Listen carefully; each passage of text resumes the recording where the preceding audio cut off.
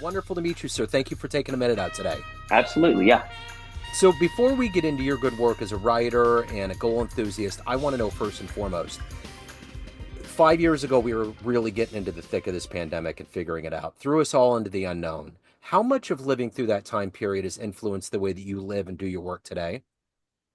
So something that COVID did when COVID hit for me, I was working as a youth pastor in a church, and like most churches and like most organizations, really, you have a certain way of doing everything. There's a certain routine that you have. There are systems in place, and I think not just for what I did for a lot of people, you could really rebuild what you were doing from scratch, Yeah. and you could try new things, you could experiment, you could be creative, and so I think that launched me into a season of let's try this. That didn't work. Let's try that. That didn't work.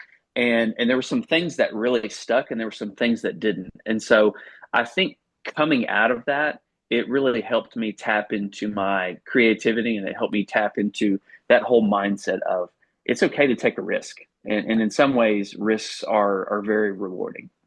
So, let's get to the brass tacks of what you do on a daily basis. I'm going to put you in front of a bunch of grade school kids, sixth graders, career day. The kid in the back of the room is like, "Hey, what do you do for a living?" How do you answer them?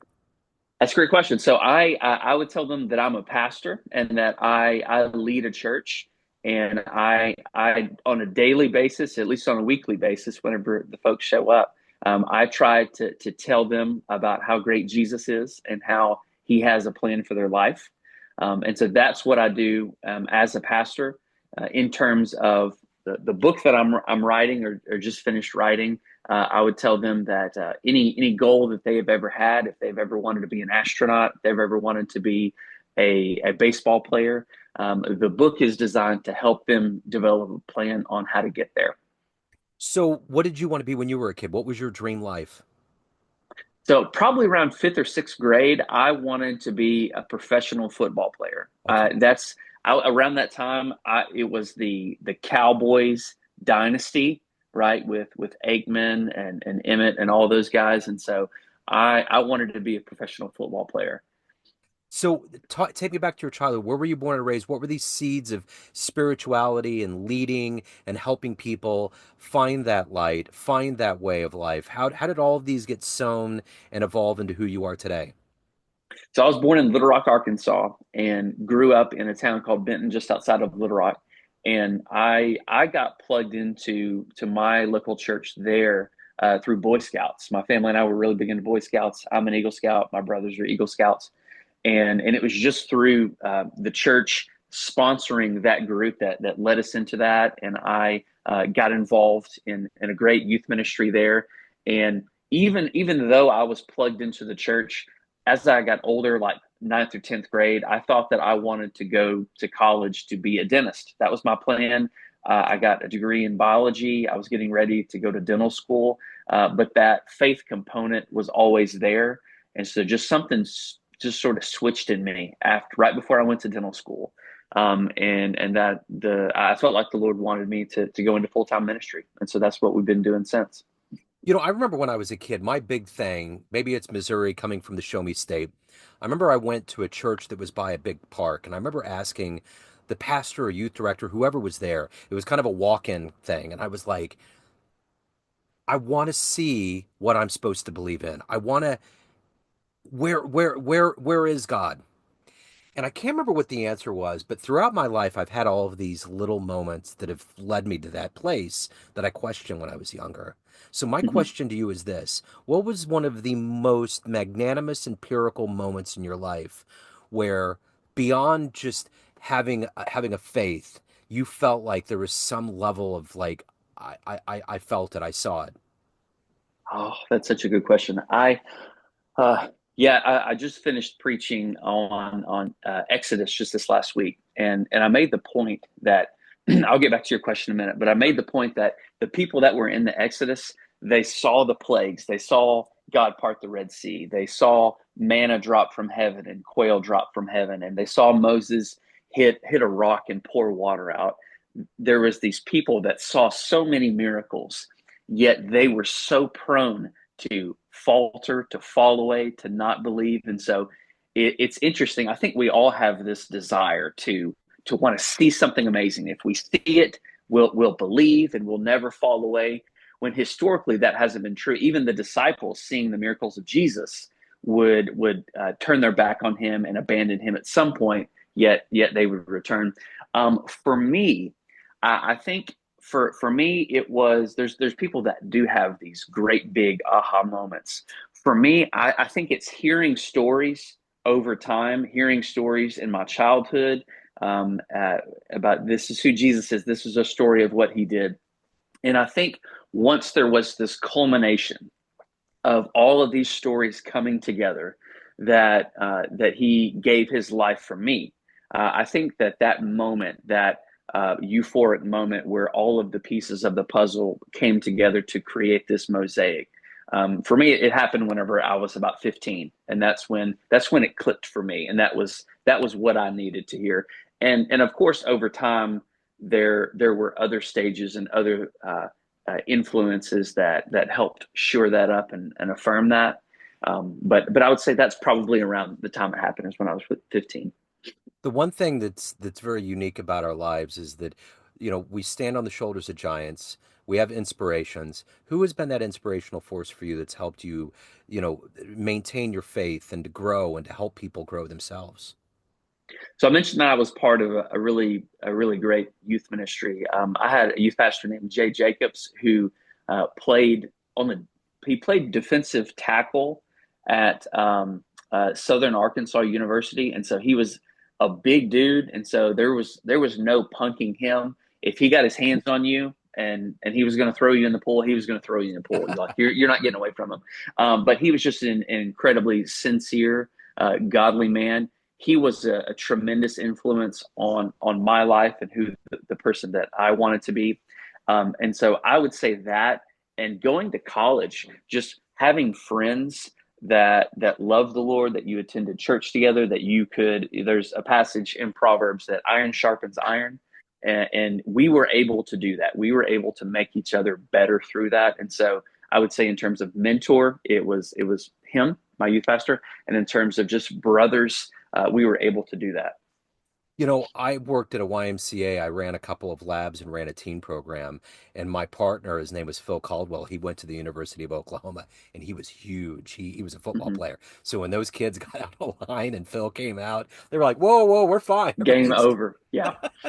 just like it was all, but he was the best dude. I love Phil. I miss those days. So let me ask you this: of everybody that exists on the planet right now that you find inspirational, that has a wonderful story, who would you love to meet and hang out with? Someone that might help you on your journey. Sure. There's a guy that probably started me. So I wrote the book that I wrote, Start Poorly, is about setting goals and the dreams that we all have. Dreams, we all have goals, we all have habits that we want to establish. And I realized within myself, once I had kids, that I used to have a lot more free time than I do now. And so if I wanted to make my life count, I needed to establish some goals and some habits in my life. And the guy that got me on that path was a guy named John Acuff. He started off as he wrote satire, and then he began to write books on habits and goals, and slowly quitting your day job to do the things that you've always wanted to do. He's written Quitter. He's written a book called Start. All it takes is a goal. But John Acuff, right now, he continues to write. He is based out of Franklin, Tennessee, I think, but he speaks to different businesses and talks about the importance of leadership and goals and impact. And so I think, and he's a funny guy too, just reading and listening to him. So I'd love to sit down with him and meet him. And he's been a big inspiration for me in this genre. What was your favorite book growing up? As a writer, what was your favorite one? So I didn't read much when growing up. I think the book that had me fall in love with reading was Dan Brown's The Da Vinci Code. Did you Oh ever read yeah. that? Oh yeah. It Yeah. took me forever. Me too. Me too. Because I wasn't much of a reader, but the way that the chapters were set up, I think some Yeah. chapters were like a single page. The pace of it, I had never been so engrossed with a book before Yeah. that, and I totally see how people say the book is better than the movie, because a movie you can watch in 2 hours and Yeah. the journey's over. But with a book, if it takes you forever, you can be on this journey for a very long time. And so I think that got me into reading. But then for me, it was some of the spiritual discipline books, like if leaders are readers, right? You've probably heard that saying. Yeah. And so I had to begin to take steps into developing a discipline of reading beyond that. But I would say the Da Vinci Code is what got me into putting my eyes to text. So let me ask you this. You have to delve into heavy things as a spiritual advisor, as a pastor, as a man of faith. You have to dive into people's worlds that can get heavy, and you're helping them through it. You're a flashlight in a dark room sometimes. How do you balance the heavy with the fact that you have a life and a soul and a spirit that you need to nurture? What is that every day for you?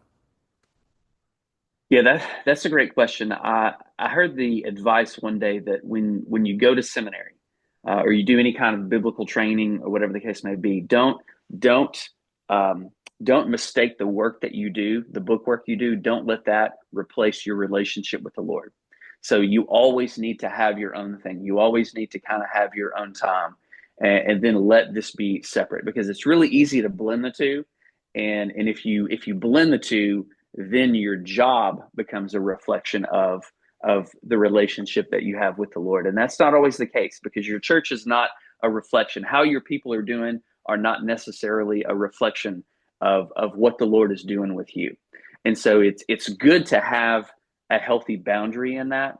And it's good to have your own personal time and have own boundaries with your families, what your family will attend, what they won't attend, what expectations are on your spouse, what expectations are on your kids. Your kids are just like anybody else's kids, right? They're sinful, they're fallen. They don't need any special treatment. Let them be the kids. The same with my spouse, and so it's being able to draw boundaries is really important in that space, because it frees you up to be that flashlight in dark places, as you said. Yeah. So let me ask you this. Of all of the things that you've done and evolved into in your life, what are you ultimately the proudest of? And I ask that with a book is a big deal. It's a lot to get a book published. How high Mhm. is that on your list, and what's number one? That's a great question. I think the book was higher on my list before I wrote it, but now that it's complete, and now that I've gone through the process, I tell anybody, everybody, that they can do it. That they can do it. That especially where self publishing is right now, and just taking baby steps in the process to do it. It's still a big accomplishment to me, but I think now that it's completed, it's like, hey, if I can do it, you can do it. Yeah. And so that's a big piece of it for me. I would say the biggest compliment, the biggest thing that I'm proudest of and that I'm still working towards is being a man of integrity, being a husband of integrity that is there for my wife, that is God's smile to her every day, and being that for my kids as well. For me, that is, I know that may be cliche, but that's something I feel that if I fail at, um, nothing else really matters. Nothing else, no achievement, no second book, no New York Times bestseller. Of if I do that and fail them, that I feel like I have failed overall. Yeah. So if you walked up to a podium and had everybody that's known you as a man of faith, as somebody that dispenses the gospel, and you can tell them one fun thing about you that maybe they don't realize, fun story, what would you tell them? Okay, so this is generally my go-to, and people in Arkansas will appreciate more than others. But there was the University of Arkansas had an offensive tackle a number of years ago named Sean Andrews, and he was a stud. He was an All-American. He got drafted by the Philadelphia Eagles. He played guard, I think, there for a number of years. But he was at a rival high school whenever I played. He was a couple years younger than me, and just a beast of a man. Just maybe 280. I weighed about a buck 30 whenever I was in high school playing football, and for some reason, I think I was on the kickoff team, and he received the ball, and I saw this giant man just barreling down in my direction. And you would think that everything just moves so fast in the game of football. When sports, things move so fast. I remember time slowed down, and this man, he was not going to try to juke me because he didn't need to. And I remember going through my head, okay, get down in your stance. When he gets there, drive through him, power through him. And so I see him, and as he approaches, I do those things. And so not he hit me so hard. He did not knock me down. He knocked me up into the air. And because he knocked me back up into the air, I managed to hold on to him and twist around his body, and I rode him down the field. I rode him for like 10 yards Wow. until a teammate took his feet out from under him, and I kind of landed on the pile. And my buddies kept stats up in the booth, and they gave me credit for the tackle. And Wow. so I tell that story to say that was the time that I tackled Sean Andrews. I love it. What a great story. So, Justin, at the end of the day, everyone has a perception of you. Family, friends, everyone in your congregation, everyone that gets your book, but you run the show. What's your perception of you? Who do you think you are? Who I think I would say I would say that I have a lot of layers to me. I think someone told me that once, and it's absolutely true. There is this fun side of me that's always looking to make a joke, whether that's from the stage, whether that is from moments where I probably shouldn't be making jokes. That's a part of me. But then there's also this switch that I flip where I can be incredibly compassionate, where I can be incredibly encouraging with my words, and so I think that I think that there's a depth to me, and my desire is for people to see that and appreciate that. But my hope is that people can feel love and compassion and sincerity, and truly feel like they're talking to someone that cares about them.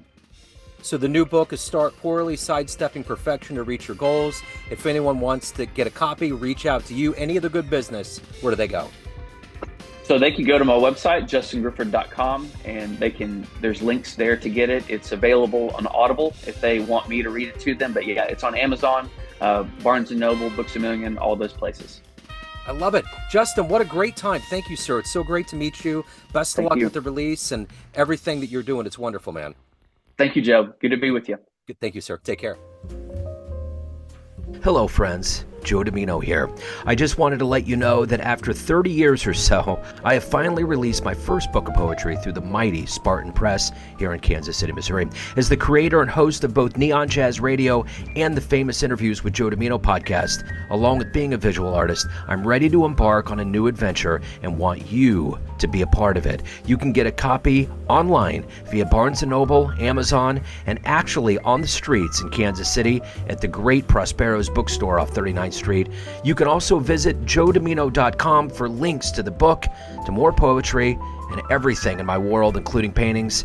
Thanks for all of the love and support over the years, and please dig the words.